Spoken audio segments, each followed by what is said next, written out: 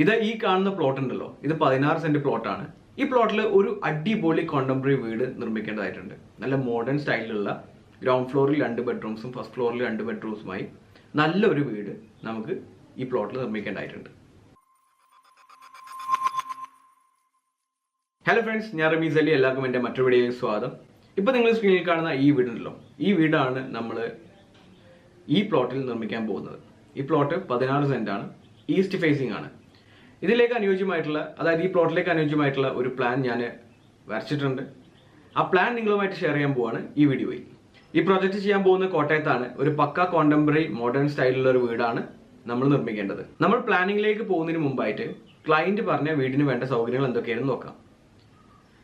ക്ലയന്റിന്റെ ആവശ്യം എന്ന് പറയുന്നത്, ഒരു ഗ്രൗണ്ട് ഫ്ലോറിൽ ഒരു കാർ പോർച്ച് വേണം, ഒരു സിറ്റ് ഔട്ട് വേണം, ഒരു ഫോമൽ ലിവിംഗ് ഏരിയ, ഒരു ഡൈനിങ് ഏരിയ, 2 ബെഡ്റൂംസ്, ഒരു കിച്ചൺ, ഒരു വർക്ക് ഏരിയ.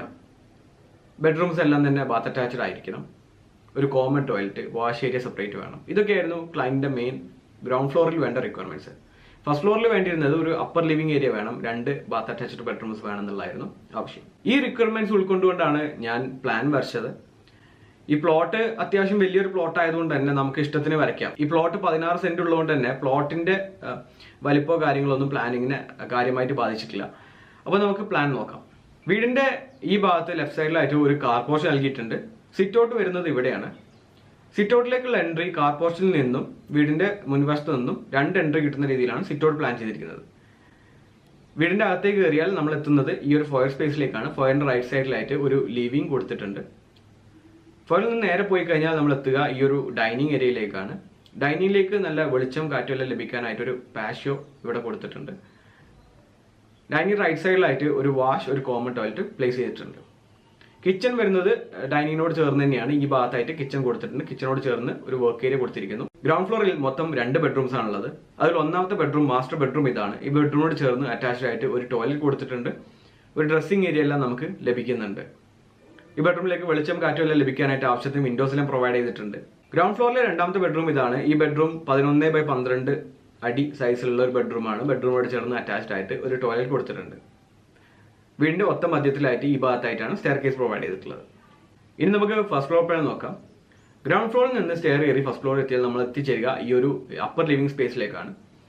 അപ്പർ ലിവിംഗിന്റെ ഇരുഭാഗത്തുമായിട്ടാണ് ബെഡ്റൂംസ് അറേഞ്ച് ചെയ്തിട്ടുള്ളത്. അതിൽ ഒന്നാമത്തെ ബെഡ്റൂം ഇതാണ്. ഈ ബെഡ്റൂം താഴത്തെ, അതായത് ഗ്രൗണ്ട് ഫ്ലോറിലെ മാസ്റ്റർ ബെഡ്റൂമിന്റെ അതേ സൈസിലുള്ള ബെഡ്റൂമാണ്. ഈ ബെഡ്റൂമിൽ അറ്റാച്ച്ഡ് ആയിട്ട് ഒരു ടോയ്ലറ്റ് നൽകിയിട്ടുണ്ട്. ഒരു ഡ്രസ്സിംഗ് ഏരിയയിൽ നമുക്ക് ലഭിക്കുന്നുണ്ട്. ഫസ്റ്റ് ഫ്ലോറിലെ 2ാമത്തെ ബെഡ്റൂം ഇതാണ്. ഈ ബെഡ്റൂം താഴത്തെ, അതായത് ഗ്രൗണ്ട് ഫ്ലോറിലെ ബെഡ്റൂമിന്റെ അതേ വലിപ്പത്തിലുള്ള ബെഡ്റൂമാണ്. ഈ ബെഡ്റൂമോട് ചേർന്നും അറ്റാച്ച്ഡ് ആയിട്ട് ഒരു ടോയ്ലറ്റ് പ്രൊവൈഡ് ചെയ്തിട്ടുണ്ട്. ഫസ്റ്റ് ഫ്ലോറിൽ വീടിന്റെ ഫ്രണ്ട് സൈഡിലായിട്ട് ഈ ഭാഗത്തായിട്ട് നമുക്കൊരു ബാൽക്കണി ലഭിക്കുന്നുണ്ട്. ഇവിടെ ഒരു സീൻ ബിലോ ആണ്, ലിവിംഗ് റൂമിലേക്കുള്ള സീൻ ബിലോ ഇവിടെയാണ് പ്രൊവൈഡ് ചെയ്തിട്ടുള്ളത്.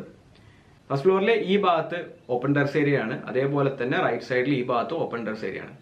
അത് നമുക്ക് വേണ്ട വിധം ഓപ്പൺ ഗാർഡൻ ഏരിയ ആയിട്ടൊക്കെ നമുക്ക് ഉപയോഗിക്കാവുന്നതാണ്. വീടിന്റെ എക്സ്റ്റീരിയർ നോക്കുകയാണെന്നുണ്ടെങ്കിൽ ഒരു മോഡേൺ സ്റ്റൈലാണ് വീട് കംപ്ലീറ്റ് ഡിസൈൻ ചെയ്തിട്ടുള്ളത്. ഈ ഒരു വലിയ വിൻഡോസ് ആണ് വീടിന്റെ ഫ്രണ്ട് സൈഡിൽ ഹൈലൈറ്റ് ആയി നിൽക്കുന്നത്. വീടിന്റെ ഭംഗി കൂട്ടാനായിട്ട് ക്ലാഡിംഗ് വർക്ക് എല്ലാം ഈ ചുമരിലൊക്കെ ആയിട്ട് പ്രൊവൈഡ് ചെയ്തിട്ടുണ്ട്. വീടിന്റെ ഫ്രണ്ടിൽ മതിലിലും ഈ ഒരു ക്ലാഡിംഗ് റിപ്പീറ്റ് ചെയ്തിട്ടുണ്ട്. അപ്പോൾ അതൊരു കംപ്ലീറ്റ് ഹാർമണി ബിൽഡിംഗിൽ ലഭിക്കുന്നുണ്ട്. ഇനി നമുക്ക് വീടിന്റെ 3D വ്യൂസ് നോക്കാം.